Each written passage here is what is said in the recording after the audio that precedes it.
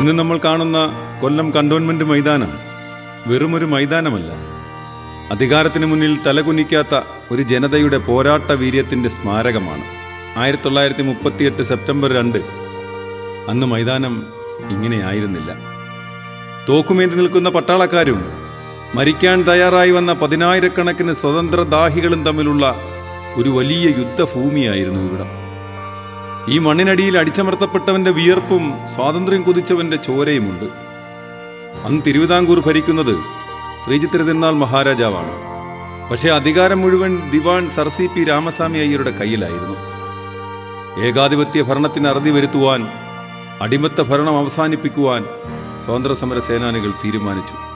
അതിനവർ ഒരു മുദ്രാവാക്യം മുന്നോട്ട് വെച്ചു: ജനങ്ങൾക്ക് സ്വന്തമായി ഭരിക്കണം.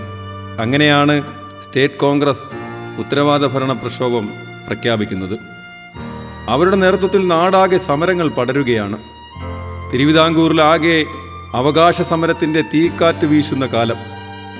1938 സെപ്റ്റംബർ 2 സ്റ്റേറ്റ് കോൺഗ്രസിന്റെ നേതൃത്വത്തിൽ കൊല്ലം കണ്ടോൺമെന്റ് മൈതാനിയിൽ നിയമലംഘന യോഗം ചേരുവാൻ തീരുമാനിച്ചു.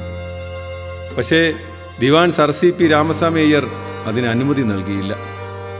യോഗം നടത്താൻ അനുവദിക്കില്ല എന്ന് പ്രഖ്യാപിച്ചുകൊണ്ട് മൈതാനത്ത് പോലീസിനെയും പട്ടാളത്തെയും വിന്യസിച്ചു.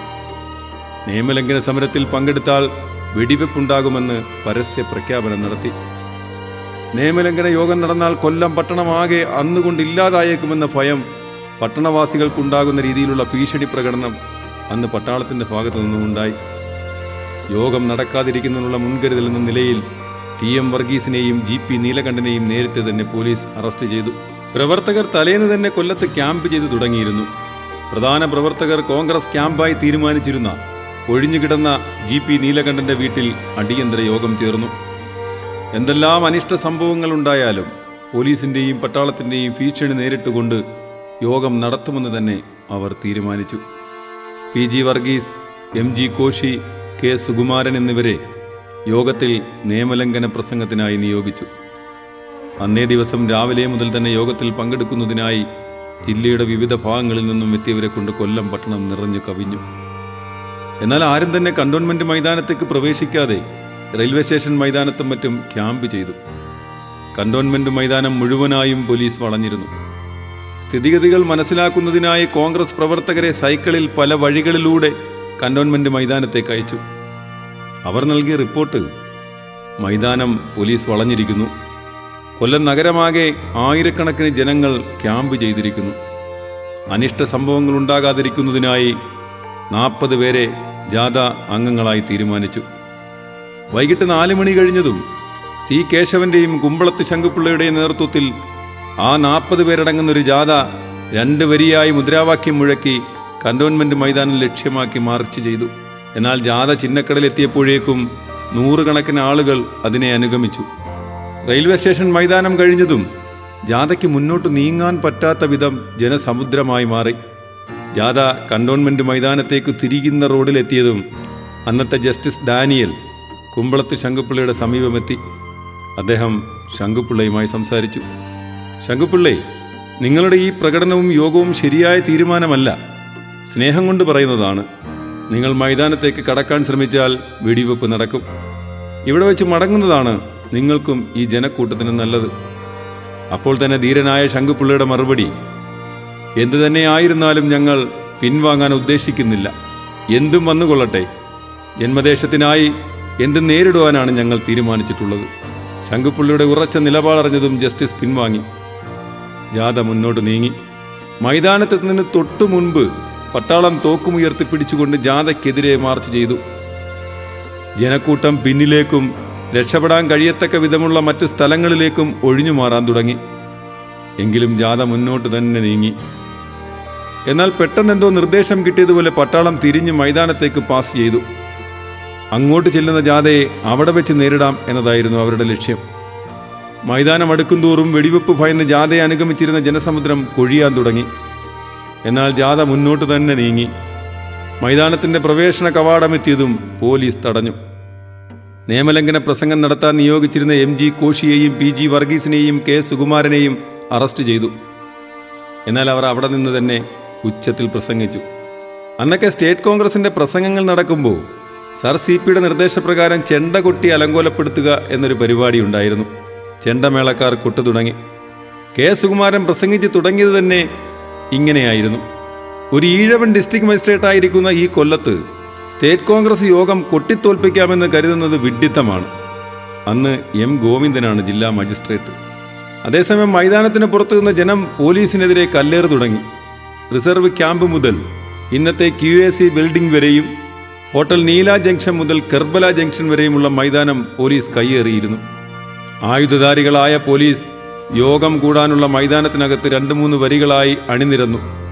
മൈതാനത്തിന് ചുറ്റും സ്വാതന്ത്ര്യദാഹികളായ 10,000-കണക്കിന് ജനസമൂഹം ആർത്തലച്ച് നിൽക്കുകയാണ്. പ്രസംഗം നടക്കുന്നതിനിടയിൽ പുലിക്കാർപ്പ് എന്ന ഒരു പ്രവർത്തകനെ പോലീസ് വളഞ്ഞിട്ട് മർദ്ദിച്ചു. അവിടെ എത്തിയ ശങ്കുപിള്ളയും C. കേശവനും അദ്ദേഹത്തെയും ഒരു കാറിൽ കയറ്റി നേരെ ജില്ലാ ആശുപത്രിയിലേക്ക് തിരിച്ചു. ഈ സമയം ഒരു ചെറുപ്പക്കാരൻ മൈതാനത്തിനകത്തേക്ക് പോലീസിന്റെ ബന്ദോബസ്ത് ചാടിക്കടന്ന് തൻ്റെ ഷർട്ടൂരി നെഞ്ചു നിവർത്തി കാണിക്കുന്നതും ആദ്യത്തെ വെടിപൊട്ടി. അയാൾ പിടഞ്ഞു വീണു മരിച്ചു. അടുത്ത നിമിഷം ആൾക്കൂട്ടത്തിനിടയിൽ നിന്നും ചോറ്റുപാത്രവും പിടിച്ചുകൊണ്ടു നിന്ന മറ്റൊരു ചെറുപ്പക്കാരൻ വെടിയേറ്റു വീണു. തുടർന്ന് ജനക്കൂട്ടത്തിന് നേരെ വെടിവെപ്പുണ്ടായി. 8 പേർക്ക് വെടിയേറ്റു. 4 പേർ സംഭവസ്ഥലത്ത് തന്നെ രക്തസാക്ഷികളായി. ആശ്രാമൻ ലക്ഷ്മണൻ, ഐത്തിൽ ബാലകൃഷ്ണപിള്ള, കൊല്ലൂർവിള മൊയ്തീൻ കുഞ്ഞ്, കുരിയിപ്പുഴ കൊച്ചുകുഞ്ഞ് എന്നീ ധീരദേശാഭിമാനികൾ രക്തസാക്ഷിത്വം വരിച്ചു. ഇതറിഞ്ഞ് ശങ്കുപിള്ളയും C. കേശവനും തിരികെ എത്തി സമരത്തിന്റെ നേതൃത്വം ഏറ്റെടുത്തു. അപ്പോഴേക്കും കന്റോൺമെന്റ് മൈതാനം രക്തരൂക്ഷിത പോരാട്ടത്തിന് വേദിയായിരുന്നു. കോളയത്തോട് മുതൽ ചിന്നക്കട വരെ പച്ച മനുഷ്യരെ സമാനതകളില്ലാത്ത പീഡനങ്ങൾക്ക് വിധേയരാക്കി. പോലീസും ജനങ്ങളും ഏറ്റുമുട്ടി. നിരവധി പേർക്ക് ഗുരുതരമായി പരിക്കേറ്റു. പാച്ചൻപിള്ള എന്ന സമരഭടന്റെ കാൽമുട്ട് അറ്റുപോയി. ആദ്യത്തെ വെടിയേറ്റ ആശ്രാമ ലക്ഷ്മണൻ അന്ന് 23 വയസ്സായിരുന്നു പ്രായം. കോട്ടൺ മില്ലിൽ വാർപ്പിൽ ജോലിയായിരുന്നു. 8 പേർക്ക് വെടിയേറ്റതിൽ 2 പേർ മാത്രമേ പിന്നീട് ജീവിച്ചിരുന്നുള്ളൂ. അതോടെ രക്തസാക്ഷികൾ 6 പേരായി. മരണപ്പെട്ടവരുടെ മൃതദേഹം വീട്ടുകാർ കണ്ടിട്ടില്ല. ചേതനയേറ്റ ശരീരം പോലും വിട്ടുകൊടുക്കാതെ പോലീസ് അവരെ പൊതുശ്മശാനത്തിൽ തന്നെ മറവ് ചെയ്യുകയായിരുന്നു. മൃതദേഹം ആവശ്യപ്പെട്ടു വരാൻ വീട്ടുകാർക്ക് പോലും അവകാശമില്ലാത്ത ഭീകര അവസ്ഥയായിരുന്നു അവിടെ അരങ്ങേറിയത്. 6 പേർ കൊല്ലപ്പെട്ടെങ്കിലും 4 പേരുടെ പേരുവിവരങ്ങളെ പുറത്തുപോയുള്ളൂ. ബാക്കി 2 പേർ അവർ ആരൊക്കെയാണെന്നുള്ളത് ഇന്നും അജ്ഞാതമാണ്. സമരക്കാർ അക്രമം നടത്തിയെന്ന് വരുത്തി തീർക്കുന്നതിന് പോലീസ് തന്നെ ഒരു ട്രാൻസ്പോർട്ട് ബസ് കത്തിച്ചു. സ്റ്റേറ്റ് കോൺഗ്രസിന്റെ നേതൃത്വത്തിൽ നടന്ന സ്വാതന്ത്ര്യ സമരത്തിലെ സംസ്ഥാനത്ത് തന്നെ ഏറ്റവും രക്തരൂക്ഷിതമായ അധ്യായം അവിടെ എഴുതി ചേർക്കുകയായിരുന്നു. സംഭവത്തിന്റെ പേരിൽ 28 പേരെ പ്രതികളാക്കി പോലീസ് കേസ് ഫയൽ ചെയ്തു. അതിൽ സ്റ്റേറ്റ് കോൺഗ്രസിന്റെ സമുന്നത നേതാക്കളായ C. Keshavan, കുമ്പളത്ത് Shankupillai, Sukumaran, K.C. Govindan, M.G. Koshy, P.G. Varghese തുടങ്ങിയവരും പ്രതികളായിരുന്നു. കുറ്റപത്രത്തിന്റെ ഉള്ളടക്കത്തിൽ ഇങ്ങനെ പറയുന്നു: ബഹുമാനപ്പെട്ട തിരുവിതാംകൂർ ഗവൺമെന്റ് വക ട്രാൻസ്പോർട്ട് ബസ്സിന് തീവച്ചും മറ്റും നശിപ്പിക്കണമെന്നും അതിലെ ജീവനക്കാരെ ദേഹോപദ്രവം ചെയ്യണമെന്നും സ്വത്തുക്കൾ കവർച്ച ചെയ്യണമെന്നും മറ്റും പ്രതികൾ ആലോചിച്ചു. നിയമവിരുദ്ധമായി സംഘം ചേർന്ന് കൊല്ലം മൈതാനത്തിന്റെ തെക്ക് കിഴക്കേ മൂലയ്ക്കുള്ള പബ്ലിക് റോഡിൽ കാത്തുനിന്ന് വൈകിട്ട് 5 മണിയോടുകൂടി തിരുവനന്തപുരത്ത് നിന്നും കൊല്ലത്തേക്കുള്ള യാത്രക്കാരെയും കയറ്റി വന്ന ട്രാവൻകൂർ സ്റ്റേറ്റ് ട്രാൻസ്പോർട്ടിന്റെ CP 2-ാം നമ്പർ 800 രൂപ വിലയുള്ള ബസ് തടഞ്ഞു നിർത്തി. പ്രസ്തുത ബസ്സിലെ ഡ്രൈവർ ആറ്റിങ്ങൽ ചിറ്റാറ്റിങ്കര ദേശത്ത് പരമേശ്വരൻപിള്ള, ഗോപാലപിള്ള മുതലായവരെ കല്ലുകൊണ്ട് എറിഞ്ഞു മുറിപ്പെടുത്തുകയും ബസ്സിലുണ്ടായിരുന്ന 200 രൂപയോളം വില വരുന്ന സ്വത്തുക്കൾ കവർച്ച ചെയ്യുകയും ബസ് മറിച്ചിട്ട് തീ വെച്ച് നശിപ്പിക്കുകയും ചെയ്തു.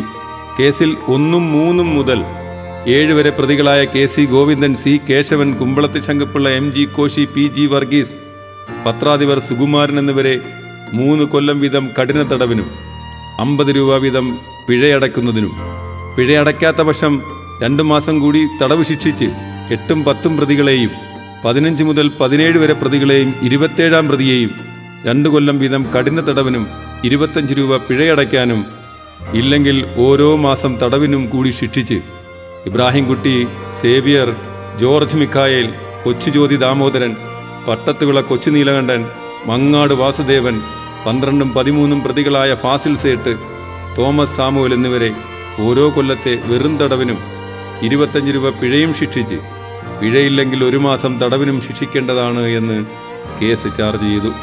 നൂറ്റാണ്ട് നീണ്ടുനിന്ന ഇന്ത്യൻ സ്വാതന്ത്ര്യ സമരത്തിൽ രക്തത്താൽ എഴുതിയ ചരിത്രമാണ് കണ്ടോൺമെന്റ് മൈതാനത്തുള്ളത്.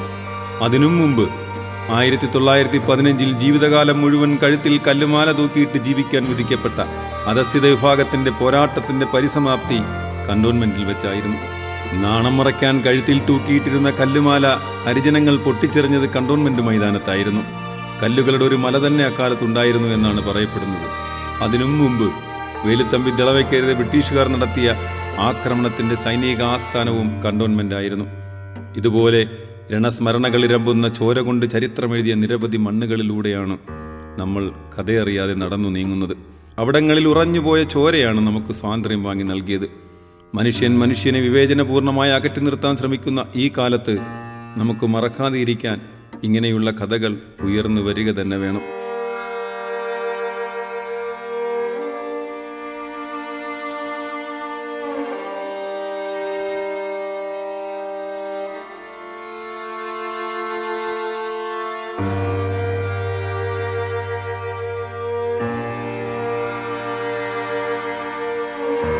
കഥകൾ അവസാനിക്കുന്നില്ല, കാഴ്ചകൾ